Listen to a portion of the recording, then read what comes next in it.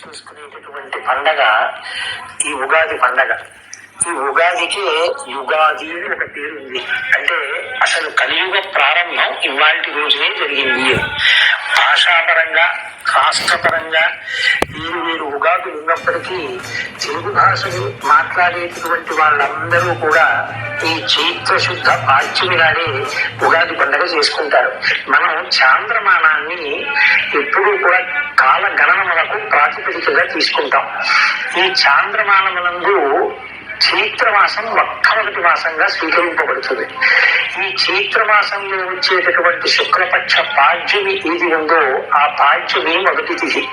ఆ మొదటి తిథియే ఉగాది పండుగ. ఈ ఉగాది పండుగ ఎలా నిర్వహించుకోవాలి అన్నదాన్ని శాస్త్రాలు స్పష్టంగా చెప్పాయి. ఉగాది పండుగ నాడు మాత్రం ఏ కారణం చేత కూడా బ్రహ్మ ముహూర్తానికి తరువాత లేవకూడదు. కనీసంలో కనీసం సూర్యోదయానికి ముందరే ఇచ్చి స్నానం పూర్తి చేయాలి.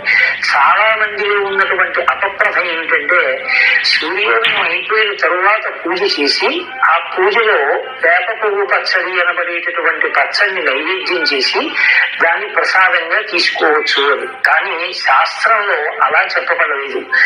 యద్వర్షాదవు లింగసుమం శర్కరాంలకృతైర్యుతము. లింగసుమం అంటే వేప పువ్వు. అది వర్షాదవు సంవత్సర ప్రారంభంలో శర్కరాంలకృతైర్యుతము. శర్కర అంటే పంచదార. కానీ పంచదార అన్నప్పటికీ కూడా దేవతలకి నైవేద్యం చేసేటటువంటి ప్రసాదంలో నిలవదోషం లేనటువంటి పదార్థమైన బెల్లాన్నే వాడతాం కాబట్టి బెల్లము అని అక్కడ అర్థం చేసుకోవాల్సి ఉంటుంది. శర్కరాంలకృతైర్యుతం. అందులోకి పుల్లని పదార్థాన్ని చింతపండు రసాన్ని చేర్చి కొత్త చింతపండుని ఘృతైర్యుతం ఆవు నీటిని కూడా కలిపి అలా తయారు చేసినటువంటి పదార్థం ఏదో దాన్ని భక్షితం పూర్వయామి దాన్ని ఇవాళ చెప్పారంటే పూర్వయామమునందు తినాలి. అసలు పూర్వయామంలో సూర్యోదయాన్ని తినాలి. తినాలి అంటే భగవంతుడికి నివేదన జరిగి ఉండాలి కదా.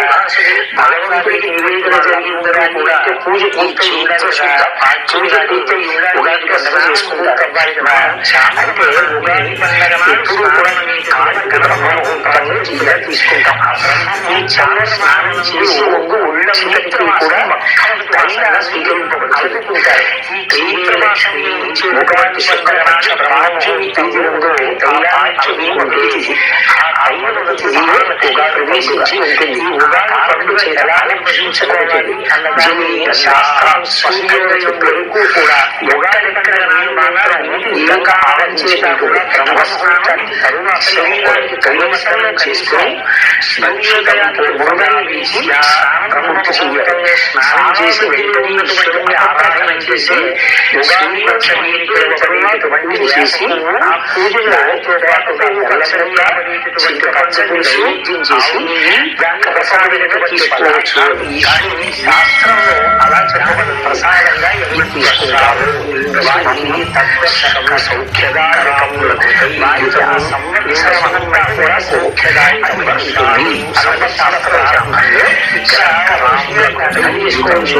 శర్కర పంచదార అంటే నిమ్మసుమ కూడా వేప పువ్వు ప్రధానకి నైవేద్యం చేసేటటువంటి ప్రసాదం తీసుకుంటే ఏమవుతుంది పడతాం కాబట్టి అర్థం చేసుకోవాల్సి ఉంటుంది. సంవత్సరాలు జీవించగలిగినటువంటి లక్షణం సంవత్సరంలో చింతపండు కాబట్టి మంచిది కూడా కలిపి అలా చేసేటువంటి ప్రదేశాలు సమాజ సౌఖ్యగా చేయాలనుకున్నటువంటి ఎప్పుడు చేయాలని చెప్పారంటే సమగ్ర శరీరమును తినాలని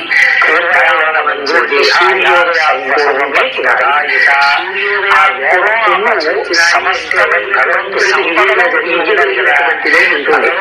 దానితో పాటుగా పూజ పూర్తి ఉండాలి కదా. పూజ పూర్తి ఉండాలి కదా. అంటే ఉగాది పండుగ స్నానాన్ని వెంటనే బ్రహ్మముహూర్తం చేయాలి. చేసే ముందు ఒళ్ళంతటికీ కూడా తైలాన్ని అలదుకుంటారు.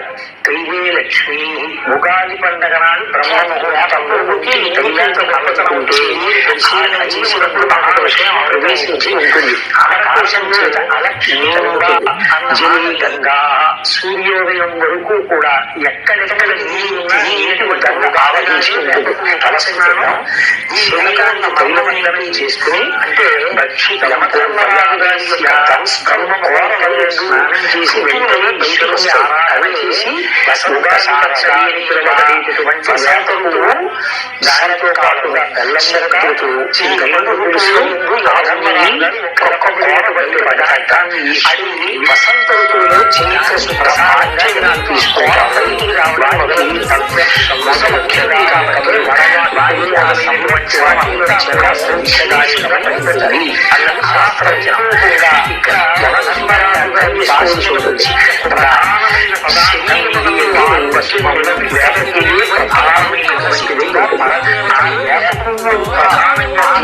ఏమొస్తుంది